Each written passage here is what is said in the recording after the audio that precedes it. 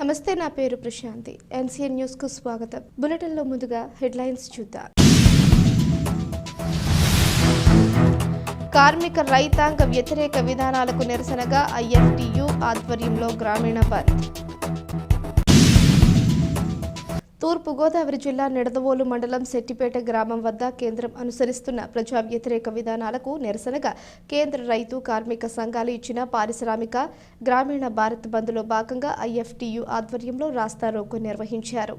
ఈ బంద్లో భాగంగా తాళ్లపాలెం, నందమూరి, ఆరుళ్ల, శెట్టిపేట తదితర గ్రామాల్లో నుండి పట్టణాలకు అమ్మకానికి వచ్చే అరటిపళ్లు, కొబ్బరి బొండాలు, ధాన్యం వంటి వ్యవసాయ ఉత్పత్తులు నిలుపుదల చేశారు.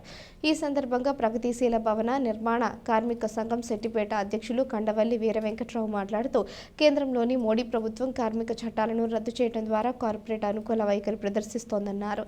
ఐఎఫ్టీయూ జిల్లా సహాయ కార్యదర్శి ఈమని గ్రీష్మకుమార్ మాట్లాడుతూ మోడీ ప్రభుత్వం రైతాంగ హక్కులను కాలరాస్తూ వ్యవసాయాన్ని సైతం కార్పొరేట్లో పరం చేసేందుకు చేసిన ప్రయత్నాలకు వ్యతిరేకంగా రైతాంగం వందలాది మంది ప్రాణార్పణలతో 13 నెలలు సుదీర్ఘ చరిత్రకు పోరాటం నిర్వహించిన ఫలితంగా కనీస మద్దతు ధరలు వంటి హామీలిచ్చి వాటి అమలుకు పూనుకోకుండా వహిస్తున్న తాత్సారాన్ని నిరసిస్తూ నేడు రైతాంగం, కార్మికులు ఐక్యంగా పారిశ్రామిక గ్రామీణ బంద్లు నిర్వహిస్తున్నారని అన్నారు. ఈ కార్యక్రమంలో యూనియన్ నాయకులు కండవల్లి దుర్గారావు, పాటంశెట్టి రాజేష్, నూతంగి రాజేష్, ఎల్ఏ రాజారావు, చిన్నమూర్తి తదితరులు పాల్గొన్నారు.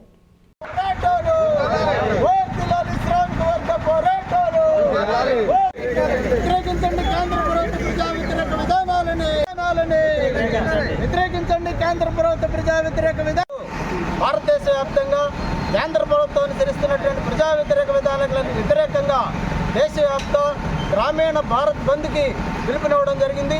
ఇందులో భాగంగా భారత కార్మిక సంఘాల సమాఖ్య ఐఎఫ్టీ ఆధ్వర్యంలో నిడదవోలు మండలం శెట్టిపేట గ్రామంలో భారత్ బంద్ సందర్భంగా రాస్తా రోకో నిర్వహించడం జరుగుతూ ఉంది.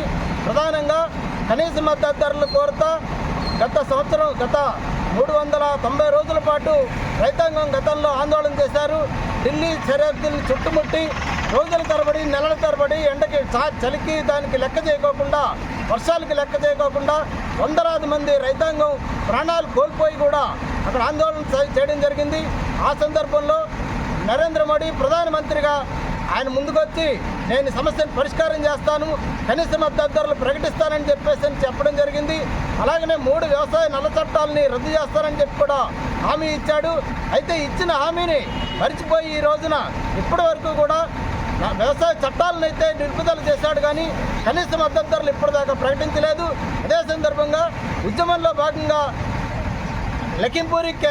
లఖింపూరి గ్రామంలో ఒక మంత్రి కొడుకు రైతుల ప్రదర్శన మీద తన కారుతో దాడి చేసి 7 రైతులు చనిపోయిన సందర్భంగా ఆ కుటుంబానికి న్యాయం చేస్తాను, నష్టపరిహారం చెల్లిస్తానని చెప్పేసి కూడా మోడీ ప్రకటించి ఆ మాటను కూడా నిలబెట్టుకోలేదు. ఈ నేపథ్యంలోనే ఢిల్లీలో ఫిబ్రవరి 13వ తారీఖు నుంచి తిరిగి రైతాంగం అక్కడ ఆందోళన మొదలైంది. వారికి మద్దతుగా ఈ రోజున గ్రామీణ భారత్ బంద్ని నిర్వహించడం జరుగుతూ ఉంది. ఈ నేపథ్యంలో ఏదైతే గ్రామాల నుండి పట్టణ ప్రజలకి నిత్యావసర వస్తువులు సరఫరా అవుతా ఉన్నాయో వాటన్నిటినీ కూడా ఇవాళ మేము ఈ గ్రామంలో చుట్టుపక్కల నుంచి వచ్చేటువంటి వాటన్నిటినీ కూడా నిలుపుదల చేయడం జరిగింది. ఆ రైతాంగానికి మద్దతు తెలియజేస్తూ ఉన్నాం.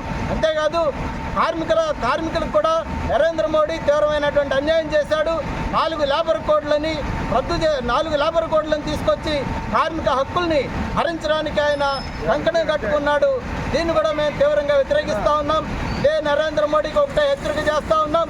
ఇవాళ వేలాది మంది రైతాంగం ఢిల్లీ సరిహద్దుల్లో ఆందోళన చేస్తూ ఉంటే ఈయన మాత్రం దేవుళ్ళు, గుళ్ళు, గోపురాలు ప్రారంభోత్సవాలంటూ విదేశాల్లో ఊరేగుతూ ఉన్నాడు. దీన్ని తీవ్రంగా ఖండిస్తూ ఉన్నాం. నీకు ఈ దేశ ప్రజానీక యోగక్షేమాల కంటే, వీళ్ళ సమస్యల కంటే కూడా గుళ్ళు గోపురాలు అధికమయ్యాయని నిన్ను ప్రశ్నిస్తూ ఉన్నాం. ఈ దేశంలో ప్రజలకి సంక్షేమ పాలన అందిస్తానని చెప్పేసి వాగ్దానం చేసి గద్దెనెక్కినటువంటి నీవు ఏ మేరకు ప్రజలకు అనుకూలంగా వ్యవహారం చేస్తామని చెప్పి నిన్ను ప్రశ్నిస్తూ ఉన్నాం.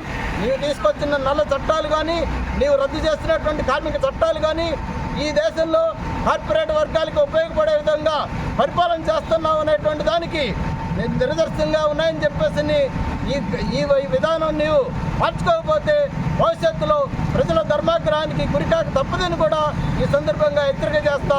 రైతాంగానికి కార్మికులకి అన్యాయం చేసినటువంటి నీ పరిపాలన అంతం కావడానికి శ్రామిక వర్గం అంతా కూడా ఐక్యమవుతున్నారని చెప్పి సందర్భంగా తెలియజేస్తా ఉన్నాం.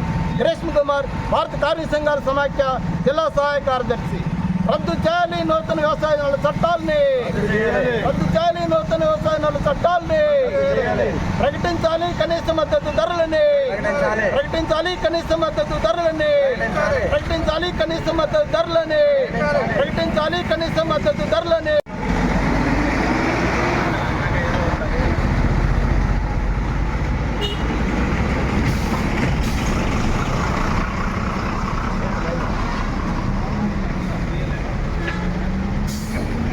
బట్టలు పెట్టారా?